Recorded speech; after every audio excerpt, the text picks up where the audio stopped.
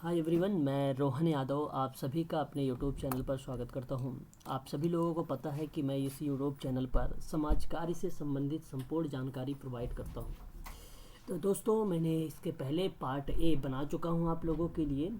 5 नवंबर 2020 का प्रश्न पत्र है ये। हालांकि मैंने आप लोगों से एक बार इससे पहले 4-5 वीडियो बना के दे रखा है। हर एक ऑप्शन के बारे में एक ब्रीफ में डिस्कशन किया है आप सभी लोगों से। लेकिन यहाँ पर मैं आज आप लोगों से 50 क्वेश्चंस पार्ट ए में करवा चुका हूँ। जिन दोस्तों ने नहीं देखा है वो मेरे चैनल पर विज़िट करें और वहाँ से जाकर इसको देखें। आज मैं स्टार्ट करने वाला हूँ आप लोगों के लिए कि 50 के आगे 51 का क्वेश्चन नंबर, और ये उत्तराखंड मेडिकल सोशल वर्क के लिए है, मध्य प्रदेश लोक सेवा आयोग सोशल वर्क के लिए भी है, और आगे अगर हम बात करें तो यूजीसी के लिए तो वेरी वेरी मोस्ट इम्पॉर्टेंट है ये। ठीक है, क्वेश्चन नंबर अगर हम देखें तो 51 कह रहा है कि निम्नलिखित में से कौन सा सामुदायिक उपागम एमजी रॉस का नहीं है। मुर्रेजी रॉस का नहीं है। आपको पता है मुर्रेजी रॉस, एमजी रॉस, जिसको आप कहते हो 1995 में इन्होंने विशिष्ट रूपरेखा दिया था, और विशिष्ट रूपरेखा को बोला जाता है कन्वेंशन, यानी स्पेशल कन्वेंशन उपागम भी बोला जाता है। फिर उसके बाद उन्होंने सामान्य कन्वेंट के उपागम के बारे में बात किया, जिसको सामान्य रूपरेखा या सामान्य फ्रेमवर्क के रूप में आप भी जानते हैं इसको, वही चीज़ें हैं। फिर इन्होंने एक प्रक्रिया रूपरेखा दिया था, ये 3 के 3 इन्हीं के थे।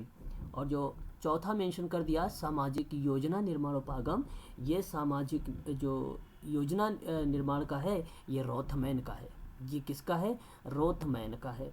तो कभी कभी इसको योजना के बजाय नीति लिख देता है, कभी कभी इसको नियोजन लिख देता है, कभी कभी सामाजिक के बजाय समुदाय लिख देता है। बात वही होता है, रोथमैन का ही ये। इसका 3 टाइप था, एक स्थानीय विकास भी था, और एक लास्ट इसका था सामुदायिक क्रिया, कभी कभी सामाजिक क्रिया लिख देता है। क्रिया, प्रक्रिया नहीं, प्रक्रिया तो आपका मुर्रेजी रॉस का आ जाएगा। सिद्दीकी जी के वे जो था वो 1997 का था। प्रतिवेश विकास मॉडल था, व्यवस्था परिवर्तन मॉडल था, और उनका जो था संरचनात्मक परिवर्तन मॉडल था। 3 टाइप का था उनका। आगे हम बात करते हैं, नेक्स्ट प्रश्न लेते हैं, और अगला क्वेश्चन हमारे सामने ये है। क्वेश्चन नंबर 52 के बारे में बात करते हैं। 52 कहता है प्रेक्षण का अर्थ बताओ। प्रेक्षण का मतलब क्या होता है? तो सिंपल शब्द में आप लोगों को पता होगा, देखना बोलते हैं, निगरानी जिसको कहते हैं। तो सजीव प्राणी द्वारा अपने ज्ञानेंद्रियों के द्वारा अथवा किसी अन्य कृत्रिम उपकरणों के द्वारा बाह्य जगत की ज्ञान प्राप्त करना ही एक प्रकार का क्या कहलाता है? प्रेक्षण कहलाता है। सिंपल शब्द में है।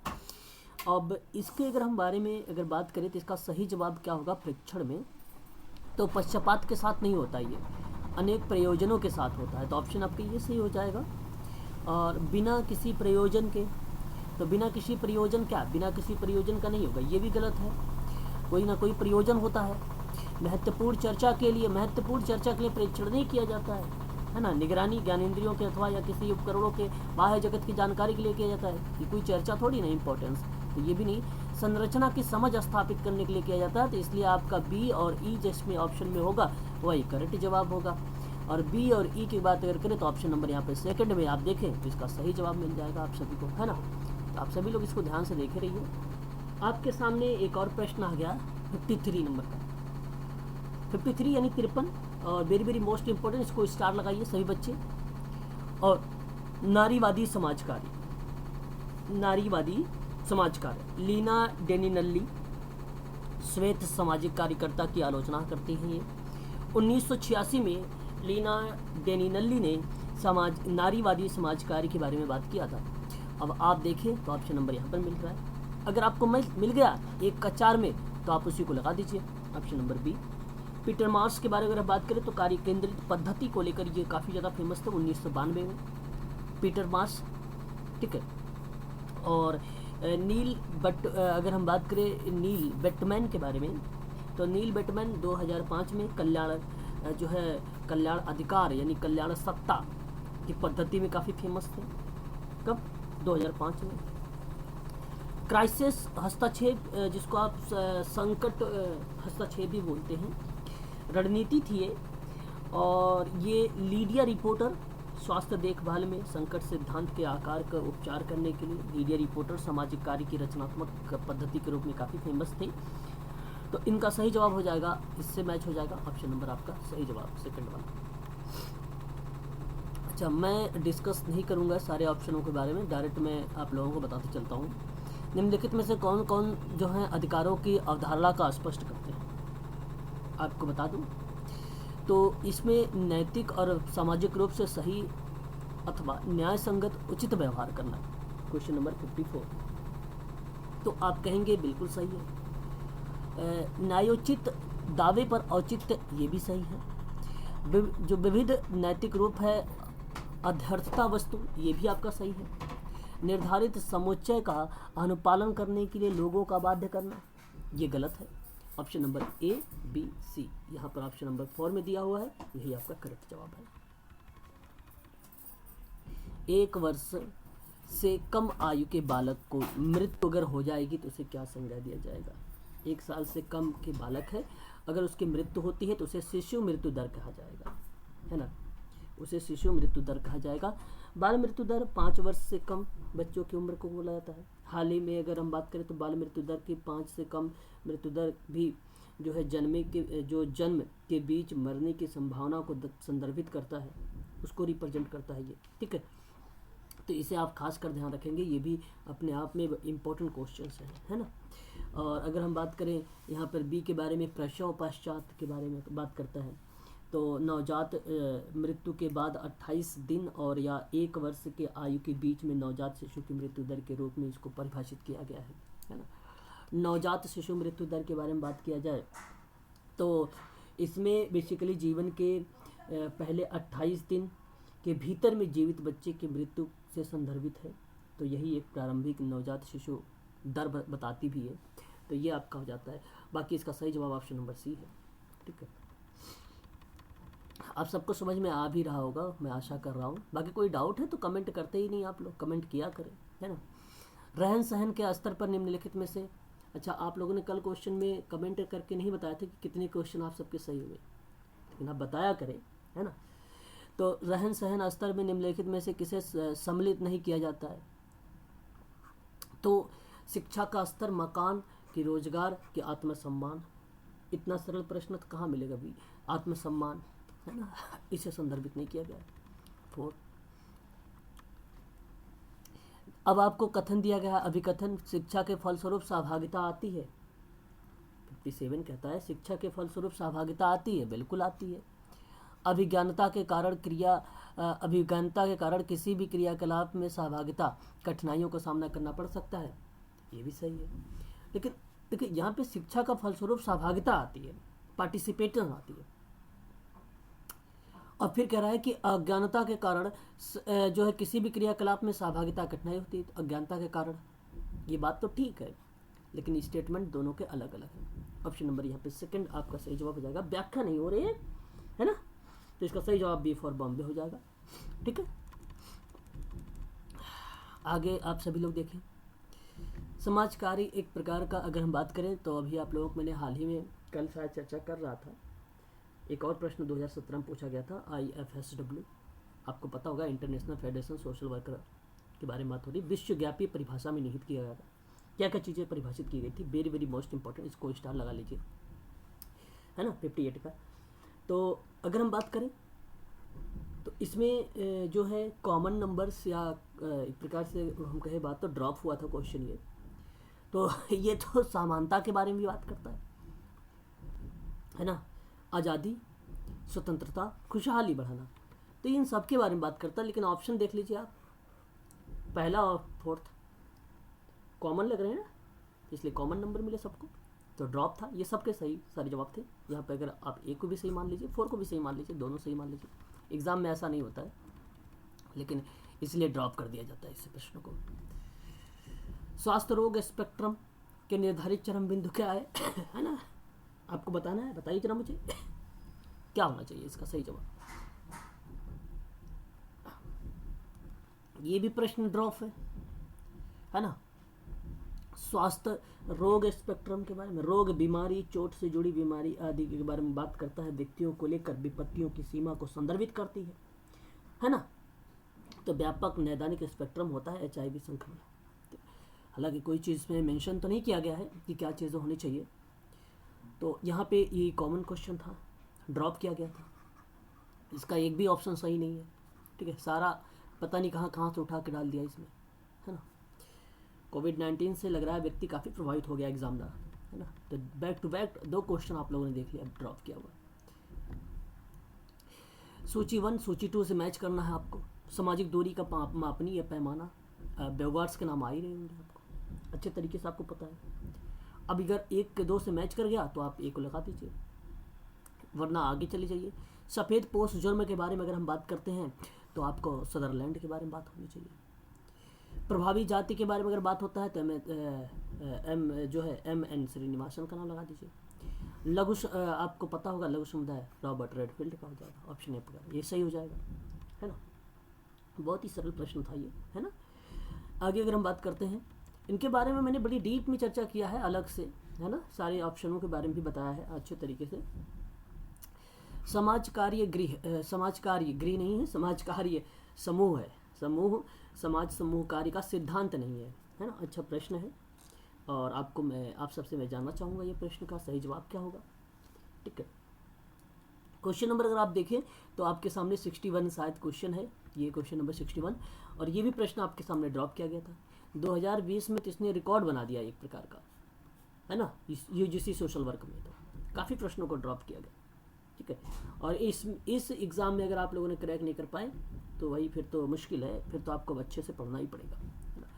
तो अगर हम बात करें तो आप यहाँ पे देखिए क्या चीज़ें हैं। जब ड्रॉप किया गया, मैं क्या बताऊँ, इसमें योजना है, समूह के नेताओं के लिए साथ निर्णय लेने की एकजुटता भी है, संसाधन का उपयोग, निष्पादन आदि मूल्यांकन भी है।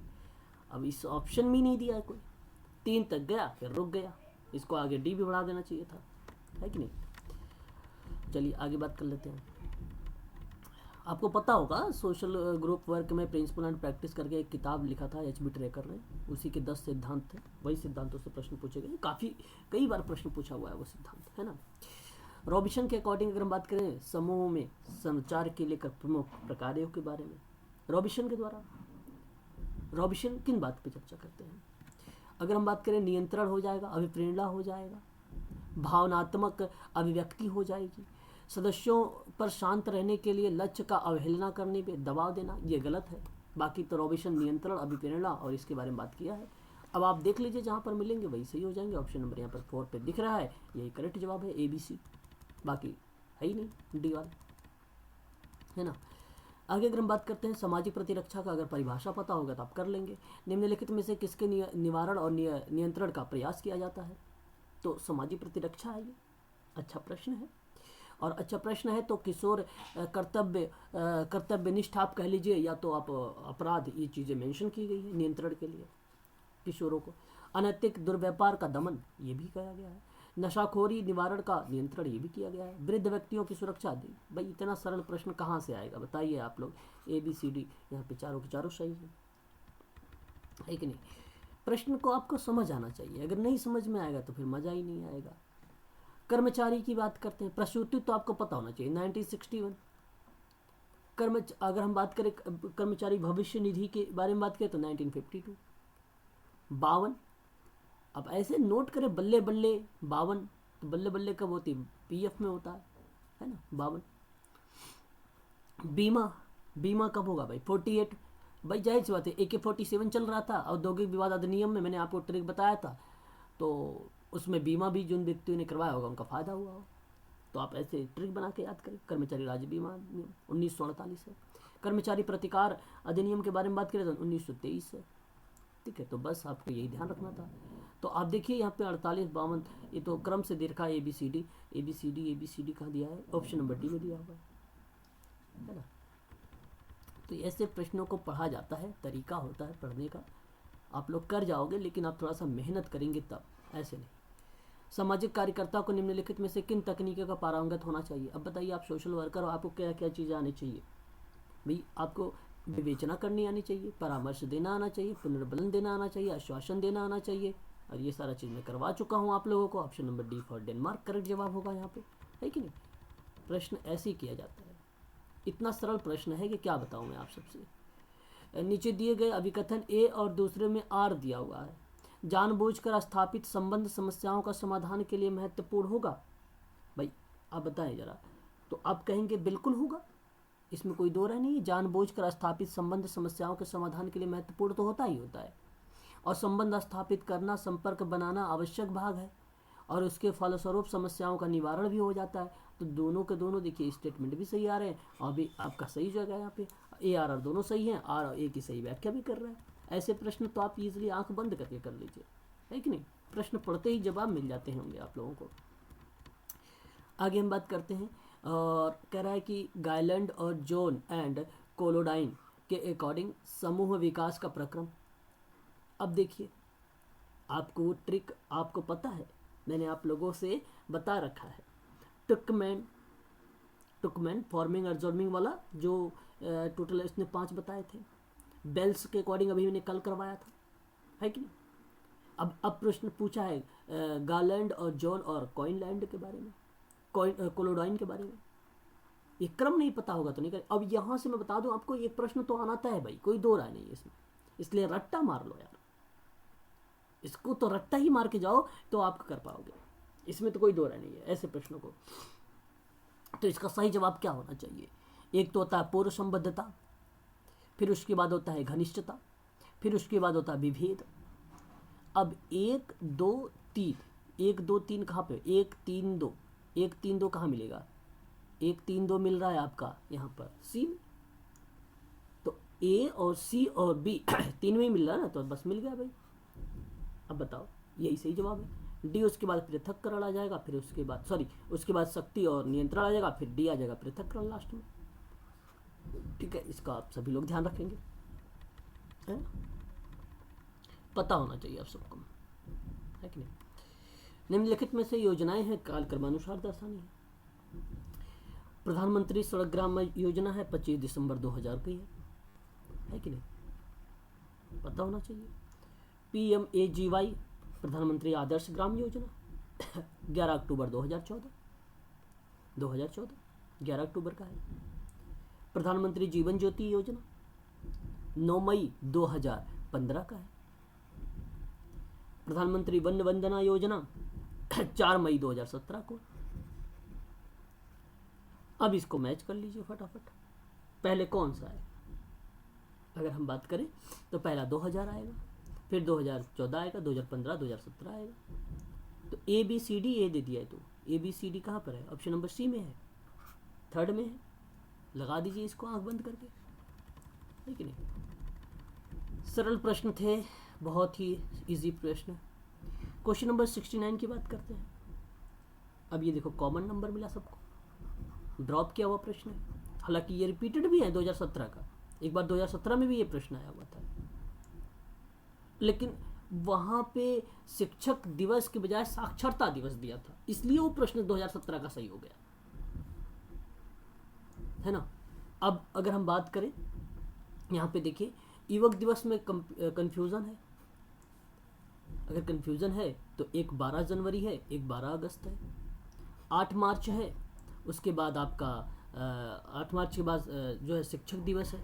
अब शिक्षक दिवस क्या होना चाहिए? शिक्षक दिवस में आपको सितंबर आना चाहिए, है कि नहीं? शिक्षक दिवस आपको क्या आना चाहिए? सितंबर आना चाहिए। लेकिन अगर अंतर्राष्ट्रीय शिक्षक दिवस पूछता तो 5 अक्टूबर आता, और राष्ट्रीय एड्स दिवस के बारे में बात होता तो 1 दिसंबर होता। तो ये तो आप इजीली लगा लेते हैं। हालांकि इसमें इस प्रश्न में कॉमन सेंस का इसको ड्रॉप नहीं करना चाहिए था, इस प्रश्न को देना चाहिए था। अच्छा प्रश्न था ये, है ना, देना चाहिए था। कॉमन सेंस के बच्चे प्रयोग करते हैं और अपना लगाते हैं इसमें, लेकिन राष्ट्रीय अंतर्राष्ट्रीय में कंफ्यूज कर दिया बस, यहाँ पे यही देकर शिक्षक दिवस में, क्योंकि 2 मनाए जाते हैं ना इसमें। तो इसका ड्रॉप था ऑप्शन नंबर। अगर हम बात करें तो यहाँ पे देखिए सीरीज लगाना था, सीरीज क्रम लगाया ही नहीं है इसमें ऑप्शन में, है ना। ठीक है, आगे बढ़िए, नेक्स्ट क्वेश्चन देखिए। और 70 स्नोबॉल सैंपलिंग प्रतिचयन की बात होता है, गोलबंद जो समूह से घिरा हो, है ना।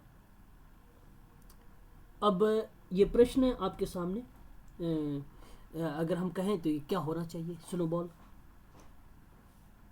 क्वेश्चन नंबर आपके सामने 70 है। तो ये तो आपका विपथगामी और अदृश्य जनसंख्या होती है, हमें पता ही नहीं चलता है कि अगला बंदा कौन है। अब इस बंदे के लिए ये इनडायरेक्ट है, अप्रत्यक्ष है। गुणात्मक अध्ययन और आगमनात्मक सैद्धांतिक पर आधारित होता है, जाहिर सी बात है। इसमें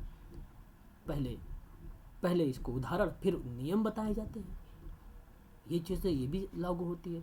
सहज प्रतिचयन ढांचे ना होने के बाद समस्या को दूर करना होता है, जाहिर सी बात है। प्रत्येक बच्चे को चयनित होने का अवसर प्रत्येक बच्चे नहीं मिलेगी, ये आपका गलत हो जाएगा, ठीक है। तो ए बी सी जहाँ पर होगा वही करेक्ट जवाब होगा, और A B C option number 3 में है, यही सही जवाब है, ठीक है। दो आगे प्रश्न एलिगेशन करके और तर्क करके। मानसिक विभेद निम्न बुद्धि का आईक्यू को संदर्भित है। भाई जाहिर सी बात है, मेंटल रिटार्डेशन या इंटेलेक्चुअल डिसेबिलिटी निम्न बुद्धि को संदर्भित करती है कि नहीं, इसलिए आपका सही होगा। मानसिक मंद व्यक्तियों का एकाग्रता में कमी भी होती है ना, सोचने समझने में भी कमी होती है कि नहीं। तो इसका जो सही जवाब होगा क्या होना चाहिए, 70 का। तो ऑप्शन देखिए, ये दोनों सही हैं, ये दोनों के दोनों ऑप्शन आपके सही हैं, ए आर दोनों सही हैं। लेकिन एक तरफ आईक्यू के बारे में बात कर लिया, एक तरफ मानसिक मंद बच्चों के लक्षण के बारे में बात कर दिया। ये लक्षण बता रहा है तो इसलिए अलग है। ऑप्शन नंबर आपका सेकंड सही हो जाएगा, है कि नहीं।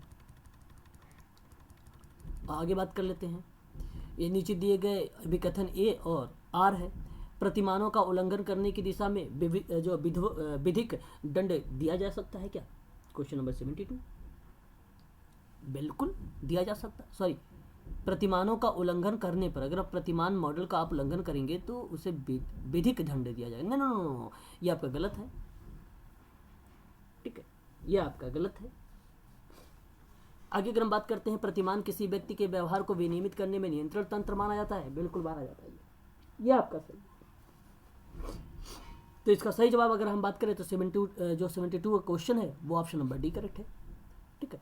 तो देखो, प्रतिमानों का उल्लंघन करने पर दशा में, ऐसे में आप विधिक दंड दिया जाए ये आप सोचे अप्लाइड, ठीक है, आज के समय के, तो ये गलत हो जाएगा, है ना।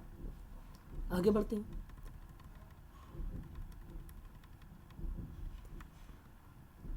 कालक्रम के अनुसार लगाइए आप इसको, क्या होना चाहिए इसका सही जवाब। अगर हम बात करें बगान श्रमिक अधिनियम के बारे में तो 1951 का है ये, 1951। खान अधिनियम आपको पता है 1952। बोनस अधिनियम 65, 1965। उपादान संदाय अधिनियम 1972। 1 2 3 4 क्रम से लगा दीजिए, A B C D, option number second सही है। क्वेश्चन नंबर नेक्स्ट लेते हैं।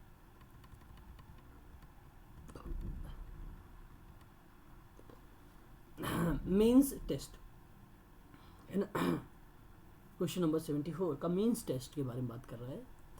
क्या समाज सेवा उपलब्धता है, सही है। समाज कल्याण सेवा की उपलब्धता है, सही है।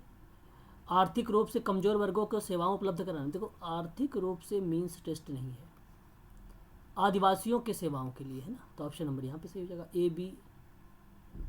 एक मिनट, मेन टेस्ट निम्नलिखित में से मेन टेस्ट निम्नलिखित में से किन पर किया जाता है, किन पर किया जाता है, ये प्रश्न मैंने आपको गलत तरीके से समझा दिया, ध्यान सुन लीजिए। मेन टेस्ट जो है निम्नलिखित में से अगर हम बात करें तो ये आपका नहीं होगा, समाज कल्याण सेवाओं उपलब्धता होगा, आर्थिक रूप से कमजोर वर्गों के लिए होगा और आदिवासियों के लिए होगा, ठीक है। ऑप्शन नंबर यहाँ पर देखें तो थर्ड वाला सही है, ठीक है ये आपका सही है।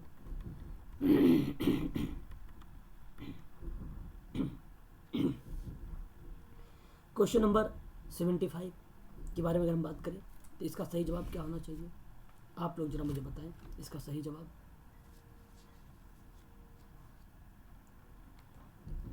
प्रार्थना समाज के बारे में बात करें तो 1867 है।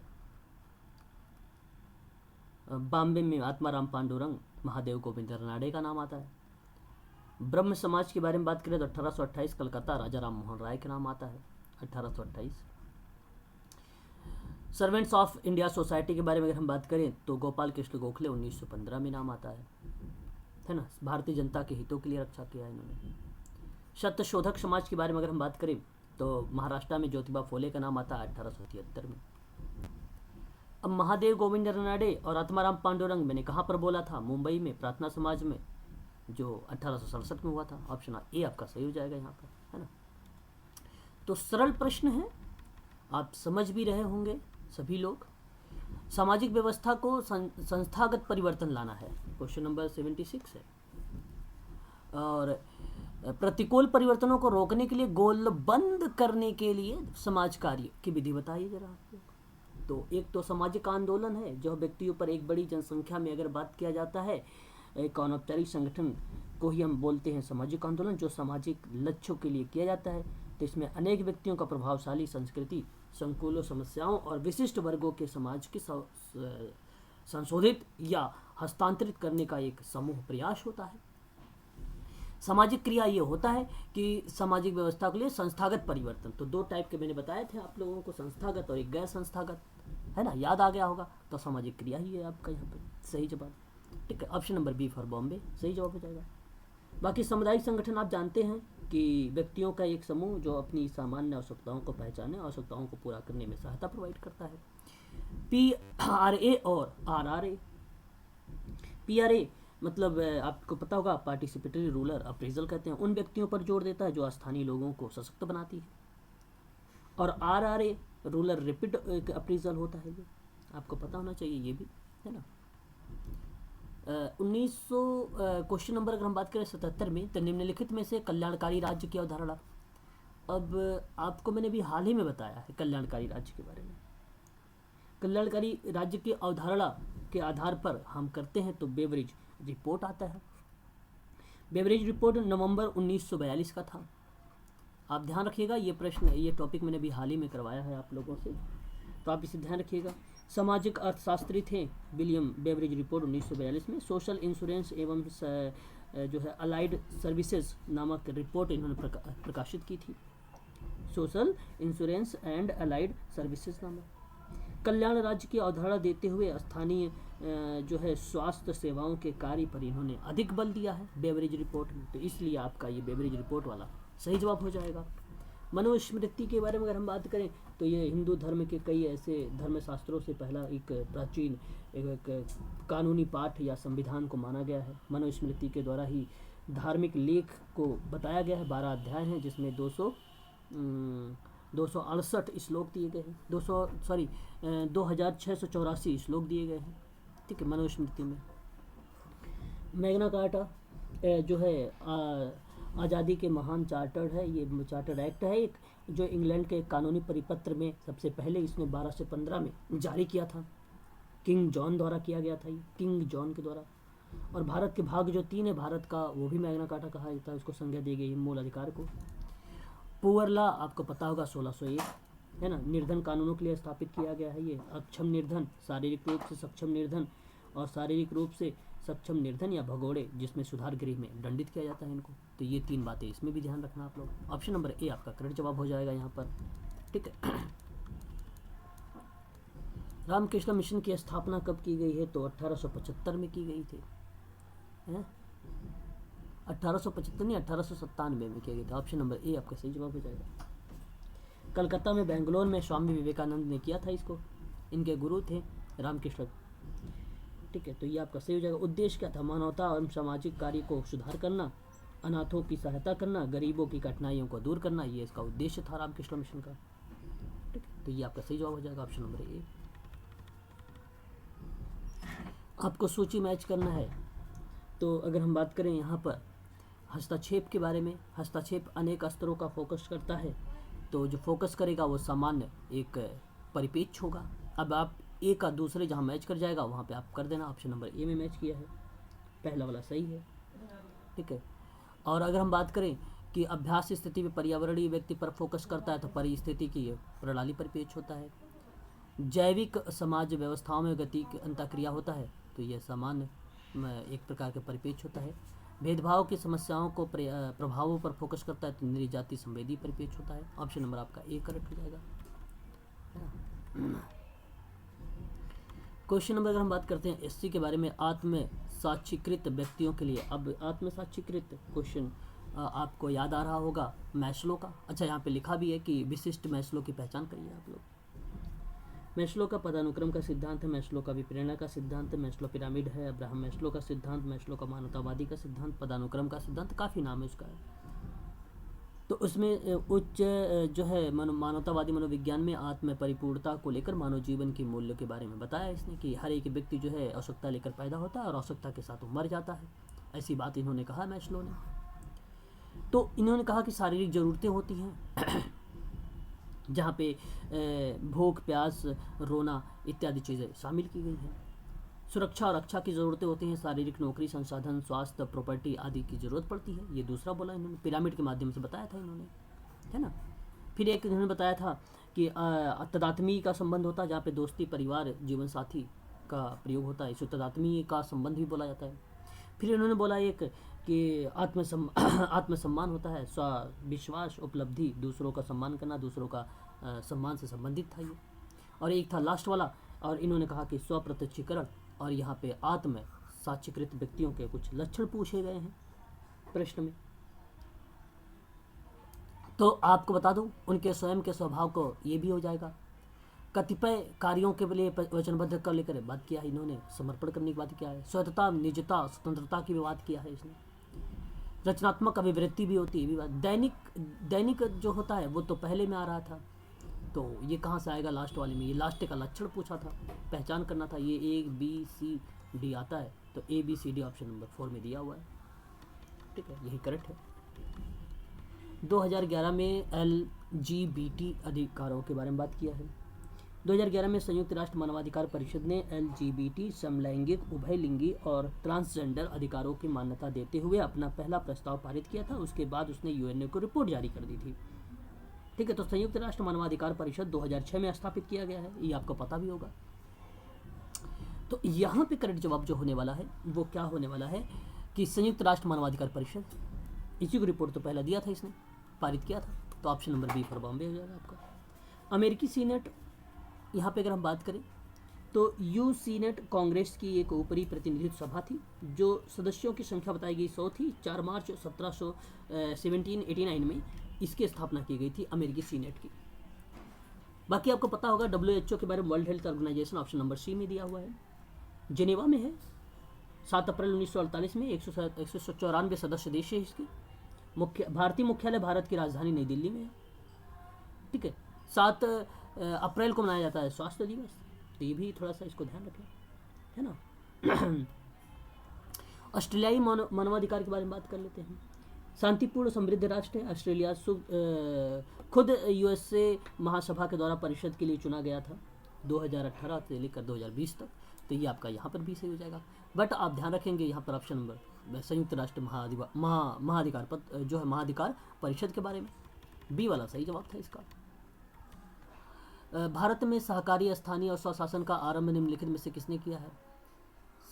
शहरी स्थानीय स्वशासन का आरंभ किसने किया है? क्वेश्चन नंबर आपके सामने 82 है। आपको पता होगा कि अगर हम बात करते हैं लॉर्ड रिपन के बारे में, लॉर्ड रिपन के बारे में बात करते हैं, और काफ़ी फेमस हैं। 1882 में लॉर्ड रिपन के द्वारा प्रस्तुत किया गया था स्थानीय स्वशासन प्रस्ताव। भारत में आधुनिक स्थानीय स्वशासन का प्रारंभ माना जाता है, जिसे स्थानीय स्वशासन का संस्थानों द्वारा मैग्ना कार्टा भी कहा जाता है। तो ये आपका सही जवाब हो जाएगा। अगर हम बात करते हैं लॉर्ड विलियम बेंटिक के बारे में, आपको पता होगा प्रशासनिक सुधार के लिए इन्होंने एक रैयतवादी व्यवस्था लागू किया था, और 1828-1835 के बीच में भारत के शासन किया था। और शैक्षणिक सुधार, वित्तीय शोषण वित्तीय सुधार और सरकारी सेवा में सुधार और सती प्रथा के दौरान इनकी काफ़ी एक अहम भूमिका रही थी। अगर हम बात करते हैं लॉर्ड रॉबर्ट क्वाइन के बारे में, ईस्ट इंडिया कंपनी के द्वारा भारत में नियुक्ति करने वाला जो प्रथम गवर्नर था ये यही था, ठीक है। तो ये भी आप ध्यान रखेंगे। प्यासी का युद्ध जो 23 जून 1757 में हुआ था, अंग्रेजों के सेनापति रॉबर्ट क्वाइन के नवाब में सिराजुद्दौला के बीच में युद्ध हुआ था। लॉर्ड कर्जन के बारे में अगर हम बात करें तो लॉर्ड कर्जन प्रशासनिक व्यवस्था सुधार कार्य के लिए काफ़ी फेमस पर्सन है ये। 1905 में फूट डालो और शासन करो की जो नीति अनुसरण करने वाला व्यक्ति है, बंगाल को 2 भागों में जो विभाजित करने वाला जो व्यक्ति है, लॉर्ड कर्जन ही है। ठीक है, यहाँ पे सही जवाब हो जाएगा ऑप्शन नंबर आपका सी फॉर चेन्नई, लॉर्ड रिपन सही जवाब हो जाएगा। क्वेश्चन नंबर हम बात करते हैं 83 के बारे में कि अंतः समृद्ध क्रियाकलाप के बारे में, कार्यकलाप के बारे में कालबद्ध पैकेज को क्या कहा जाता है। तो यहाँ पे जो अंतः संबंध क्रियाकलाप के कालक्रम कालबद्ध पैकेज के रूप में कहा जाने वाला परियोजना होता है। तो किसी भी विचार को व्यवस्थित रूप से स्थिर करना या प्रस्तुत करना, परियोजना किसी समस्या के निदान या किसी विषय के तथ्यों को प्रकाशित करने के लिए, तैयार करने के लिए की गई एक पूर्ण विचार योजनाएं होती हैं, इसलिए हम इसको बोलते हैं कालबद्ध पैकेज। तो ऑप्शन नंबर आपका ये भी सही हो जाएगा, यहाँ पे थर्ड वाला है ना। प्रत्यक्ष ज्ञान होता है क्या, तो व्यक्तिपरक होता है और क्या होता है, व्यक्तिपरक क्या हो पा रहा है, एक मिनट, बी होता है, हाँ व्यक्तिपरक ही होगा केवल, बस ऑप्शन नंबर यहाँ पे 4 सही है, ठीक है, व्यक्तिपरक ही होता है, प्रत्यक्ष ज्ञान केवल व्यक्तिपरक होता है, ठीक है, ऑप्शन नंबर बी करेक्ट हो जाएगा।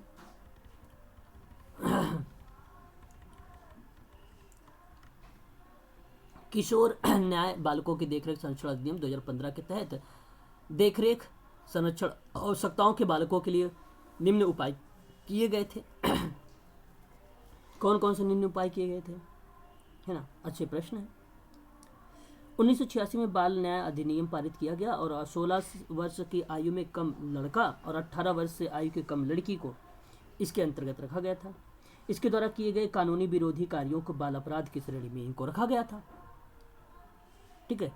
ये आपसे प्रश्न है 1986 का, लेकिन प्रश्न आपसे करा कि भाई नहीं हमें चाहिए 2015 के बारे में।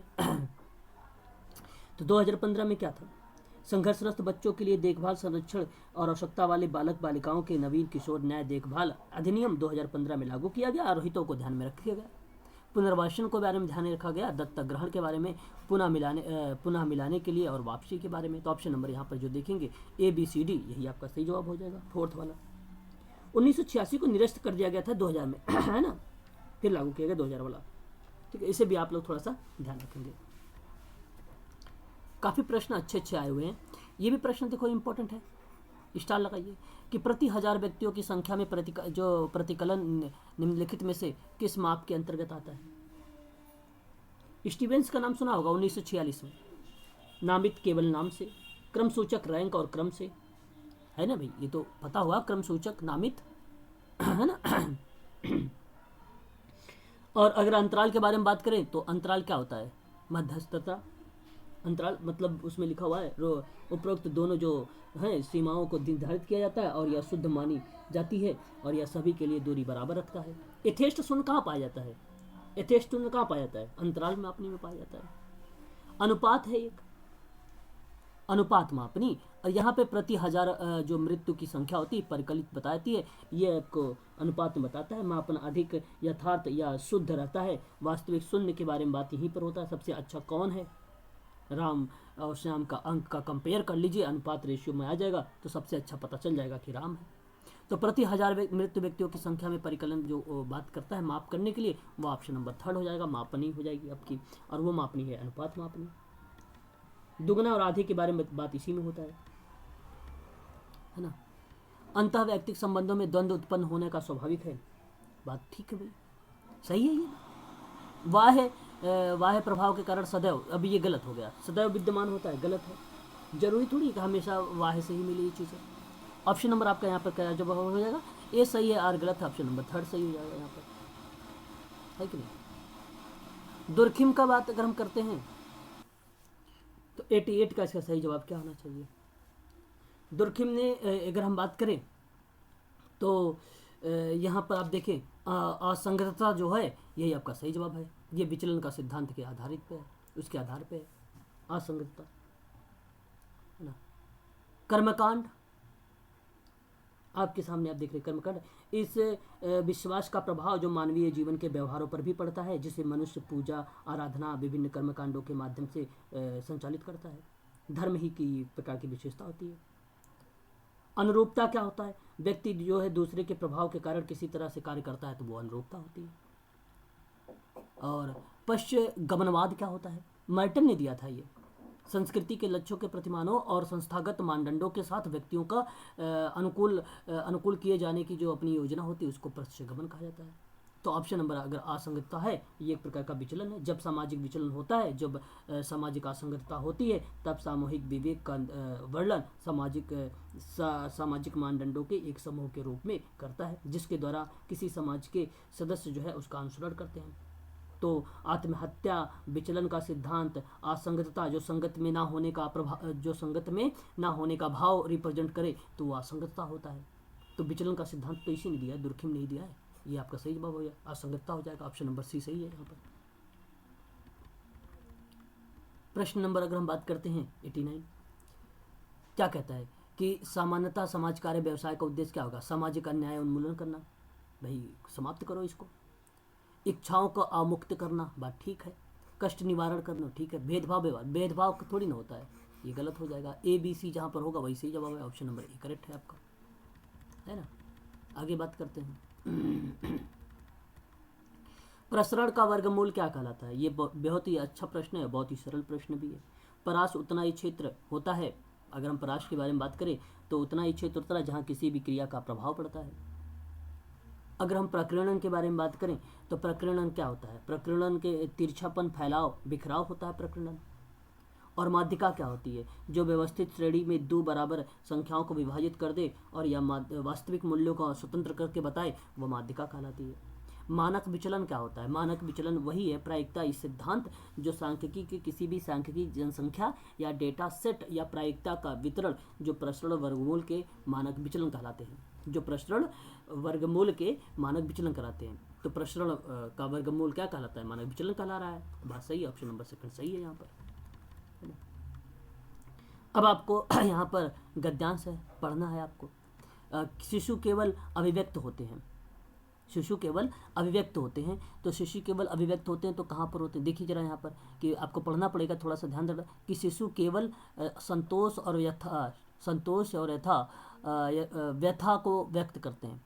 तो व्यथा को व्यक्त करते हैं, बात तो यहीं से मिल गई, एक ही लाइन में मिल गया आपको इसका सही जवाब भी। तो संतोष और कष्ट के बारे में होती है बात, तो ऑप्शन नंबर ए आपका करेक्ट जवाब हो जाएगा यहाँ पर। अगर हम बात करते हैं यहाँ पर क्वेश्चन नंबर सेकंड में, निम्नलिखित में से किससे जो है पूर्व विश्वास प्राथमिक परिचालन की भावना को जांच करता है? क्या दिलंबन होगा, प्रतिक्रिया होगा, प्रत्युत्तर होगा कि निर्णय करना होगा? आपको पढ़ना पड़ता है इसे में। आगे अगर हम बात पढ़ें तो इसमें प्रत्युत्तर, परंतु कुछ ही सप्ताह बाद। अब देखो पूर्व शिशु के बारे में बात किया है तो इसलिए हमें पूर्व शिशु के बारे में थोड़ा सा ध्यान देना पड़ेगा, देखना पड़ेगा कहाँ पर लिखा हुआ है ये चीज़ें, है ना।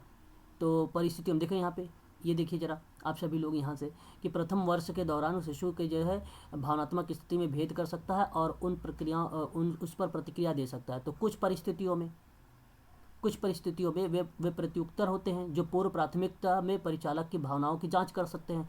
और यहाँ पे देखिए भावनाओं की जांच कर सकते हैं किसमें? तो कुछ प्रत्युत्तर में, वे प्रत्युत्तर देने के लिए। तो यहाँ पे आपका option number B for Bombay आपका सही जवाब हो जाएगा। आगे देख लीजिए, प्रश्न आपको ऐसे ही ढूंढना पड़ता है, आप इजीली कर पाएंगे सरल तरीके से। निम्नलिखित में से किस आयु में शिशु जो होता है बुनियादी भावनाओं के व्यापक श्रेणी में प्रदर्शित होता है ना। इसका सही जवाब क्या होना चाहिए? तो इसका क्वेश्चन का हम देखते हैं, 1 सप्ताह है, 2 सप्ताह है, 8 सप्ताह है कि 3 सप्ताह है। अगर हम यहाँ पर बात करें, अगर 18 माह दिया हुआ है, ठीक है। और अगर हम बात करते हैं यहाँ पे कुछ ही सप्ताह दिए हुए हैं, 8 सप्ताह में भावनाओं के व्यापक श्रेणी में प्रदर्शित होता है। तो शिशु में जो है बुनियादी भावनाओं का व्यापक श्रेणी में प्रदर्शित होता है 8 सप्ताह में। ऑप्शन नंबर सी को आप लगा दीजिए यहाँ पर, ऑप्शन नंबर सी को लगा दिए। लेकिन इस प्रश्न को उसने ड्रॉप कर दिया था, आई थिंक करना नहीं चाहिए था इसको ड्रॉप प्रश्न को, है ना। एक प्रश्न इसमें भी ड्रॉप कर दिया, लेकिन ये करना नहीं चाहिए था, ये सही जवाब था उसका। अब ये कुछ लोगों ने किया होगा कि व्यापक श्रेणी में जो होता है कि ज़रूरी तो ये नहीं कि भावनाओं को व्यापक श्रेणी में केवल 8 ही सप्ताह में हो, और भी वर्ष या सप्ताह या महीने में हम व्यक्त कर सकते हैं। या तो अभी 8 सप्ताह का बालक है तो कैसे व्यक्त कर सकता है, ऐसे भी विचार हो सकते हैं। आगे बात करते हैं, उसके बाद 94 है कि निम्नलिखित में से किस आयु के भावनाओं के बारे में बातें करना आरंभ कर देता है? क्वेश्चन नंबर आपका 94 है। तो यहाँ पे आप देखें 18 माह में वे स्वयं से अपने तत्पश्चात दूसरे की भावनाओं को व्यक्त करने में बात करना शुरू कर देता है। ये आपका सही जवाब हो जाएगा 18 माह। ऑप्शन नंबर आपका थर्ड यहाँ पे सही जवाब है ना। तो प्रश्न को ऐसे ही पढ़ के आपको उत्तर ढूंढना होता है ना। अगर हम बताएं किस समय के दौरान शिशु जो है दूसरे के भावनात्मक स्थितियों में भेद कर सकता है और उन पर प्रतिक्रिया दे सकता है ना। क्वेश्चन नंबर 95 है।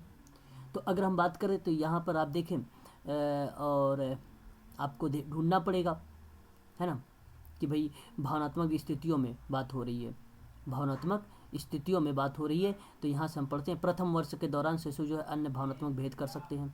बात सही है, प्रथम वर्ष में ऑप्शन नंबर 1 करेक्ट हो जाएगा, है ना। तो ऐसे आपको करना पड़ता है। आगे हम बात करते हैं नेक्स्ट क्वेश्चन के बारे में। यहाँ पर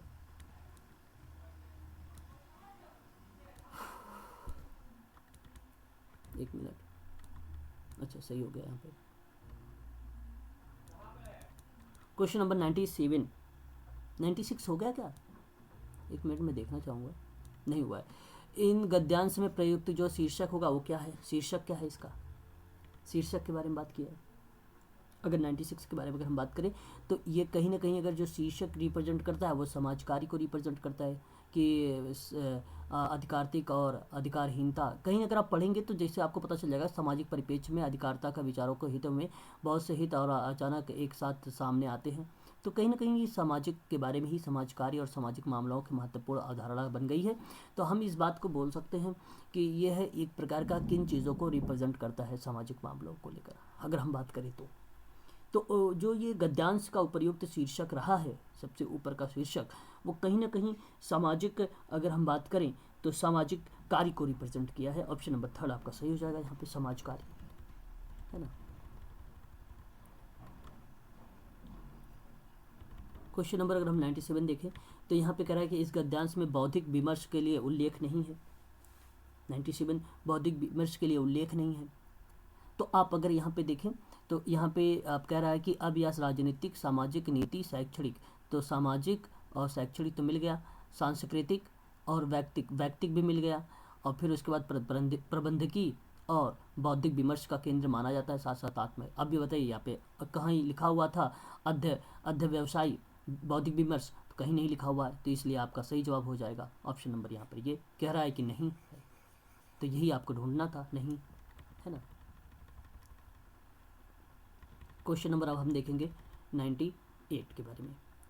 कह रहा है कि अधिकारिता पद मुख्यतः निम्नलिखित में से किसी कारण केवल जिससे शब्दावली में सीमित रह गया हो, जो शब्दावली में सीमित रह गया हो, तो इसका क्या होना चाहिए सही जवाब? तो सीमित रह गया हो तो इसके बारे में अगर हम बात करें कि भी आपको ढूंढना पड़ेगा इसमें। अधिकारिता समाज कार्य में सामाजिक मामले के अंतर्गत जो है अवधारणा बन गई है, ये चीज़ें हो जाएगी। और फिर उसके बाद तंत्र जो है तंत्र को चुनौती का कारण बना है। फिर उसके बाद व्यापक हित के लिए माना है, अत्यधिक उपयोगी का कारण माना है।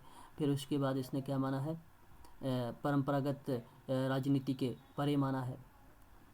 तो ऐसे कंडीशन पर आपको अगर देखें तो परिलक्षित हो रहा है यहाँ पर, और उसके बाद विचारधाराएँ आ रही हैं, राजनीतिक आ रहा है, ठीक है, सामाजिक और साथ साथ होने के लिए बात रहा, ठीक है। यहाँ पे प्रश्न में लिखा हुआ अत्यधिक उपयोग का कारण क्या हो सकता है? आधिकारिक, अगर हम बात कर रहे हैं आधिकारिक के बारे में तो ठीक है।